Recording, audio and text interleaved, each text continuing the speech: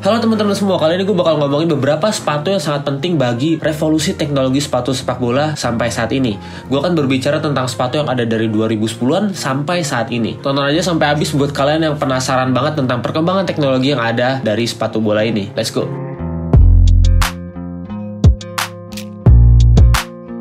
Oke, yang pertama adalah seri kontrol pertama yang ada di silo sepatu sepak bola, yaitu Nike CTR 360. Ini sepatu yang dipromosikan dulu brand ambassador Andres Iniesta dan juga Cesc Fabregas. Kenapa ini merevolusioner? Karena ini adalah silo pertama yang dipromosikan untuk sepatu kontrol. Dulu-dulu tuh sepatu cuma ada sepatu power dan juga speed. Contohnya dulu power ada di Nike itu adalah Nike Total 90. Untuk Adidas ada Adidas Predator. Tapi pada tahun itu dilahirkan Nike CTR 360. Apa yang ngebedain sepatu kontrol dan juga sepatu power? Jadi upper dari CTR 360 ini sedikit berbeda dibandingkan seri power atau speed dari Nike. Upper ini diklaim Nike dengan nama Kanglite. Kanglite itu diklaim bisa memiliki tekstur dan juga bentuk dari upper kulit kanguru yang sebenarnya berbeda. Tapi upper ini diklaim bisa lebih tahan lama dan lebih ringan dibandingkan kulit kanguru. Di beberapa bagian kaki untuk passing, Nike menempatkan semacam bantalan di sepatu CTR 360 ini yang diklaim bisa mempermudah kita untuk melakukan passing dan juga kontrol bola. Dan ini revolusioner kenapa? Karena pada akhirnya sepatu power itu udah gak ada lagi sekarang. Sepatu itu cenderung ke arah sepatu kontrol. Contohnya Adidas Predator yang awalnya sepatunya untuk power, pada akhirnya sekarang untuk kontrol. Lalu selain itu adalah Nike Phantom GT yang katanya bisa fleksibel untuk power dan juga kontrol. Selain itu ada juga Adidas F50 Adizero. F50 Adizero ini dulu dipromosikan oleh Messi dan juga David Villa. Karena pada saat Piala Dunia 2010 ini sepatu ngetren banget. Kenapa? Karena ini bisa menggeser dominasi Nike di ajang sepatu speed. Itu ada Nike Mercurial tapi sayangnya nggak senyaman itu. Dan pada akhirnya dengan harga yang semahal itu Nike Mercurial, pada akhirnya Adidas merevolusi sepatu F50-nya yang dulunya nggak sebagus itu jadi seperti ini. Dengan berat yang ringan, F50 Adizero ini menginspirasi brand-brand lain untuk berlomba-lomba membuat sepatu yang semakin ringan hingga saat ini. Sepatu Adidas ini pada akhirnya menggunakan konsep sole plate yang sama, beberapa konsep silonya sampai saat ini karena adanya sepatu F50 Adizero. Dan pada saat itu sepatu F50 Adizero ini jelas menawarkan kualitas yang lebih baik daripada Nike Mercurial dengan harga yang lebih murah. Kita sebagai customer tentu aja dong kita merasa, wow, gue bisa dapat kualitas yang lebih bagus dengan harga yang lebih murah, makanya gue pasti pilih ini. Dan seingat gue pada waktu itu sepatu ini ringan banget pada masanya. Dan ketika kita bisa dapat sepatu yang ringan dan juga nyaman, tentu kita milih ini. Itulah kenapa Adidas F50 Adizero ini memegang peran penting untuk revolusi sepatu sepak bola, terutama di bagian sepatu speed.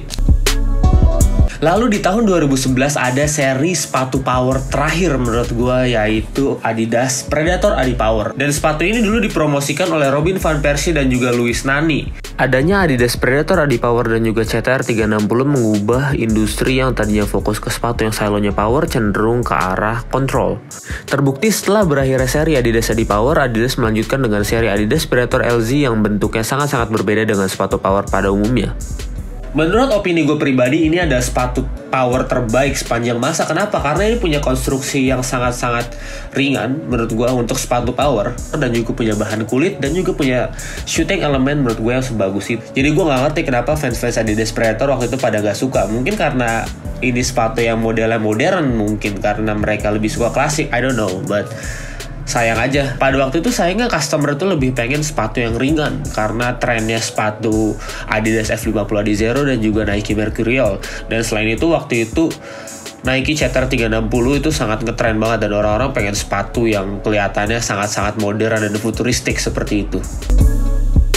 Di tahun 2014 ada Nike Hypervenom. Ini adalah sepatu yang menjadi seri lanjutan dari seri legendaris Total 90 yang ada di sepatu power dari Nike. Ini adalah cikal bakal dari sepatu hybrid, yaitu gabungan antara sepatu power dan juga kontrol. Dengan Neymar sebagai brand ambassador, Nike mengklaim kalau sepatu ini cocok untuk berbagai macam tipe karakter pemain. Dengan upper Nike skin yang berbentuk seperti sarang lebah, ini sangat enak banget untuk dipakai untuk bermain. Tapi sayangnya sepatu ini nggak tahan lama guys. Kalian bisa lihat banyak review di internet yang bilang kalau sepatu ini nggak tahan lama. Selain itu, ini adalah cikal bakal dari sepatu berbahan knit, karena biasanya itu sepatu hanya berbahan sintetik biasa, tapi kalau misalnya kita lihat secara detail sepatu ini punya bahan seperti rajutan guys. Tapi sayangnya setelah Nike Hyper Venom 1, seri Nike Hyper Venom 2 dan 3 itu gak sememuaskan itu, dan pada akhirnya di stop dan dilanjutkan dengan seri Phantom Venom.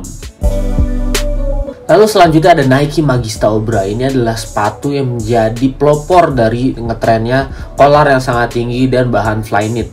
Setelah itu banyak banget brand berlomba-lomba membuat sepatu yang berbahan knit dan juga punya collar yang tinggi. Dan pada akhirnya akhir-akhir ini sepatu yang collarnya tinggi lama-lama mulai ditinggalkan karena sadar nggak sadar teknologi itu kayak nggak terlalu berguna banget untuk performa kita bermain.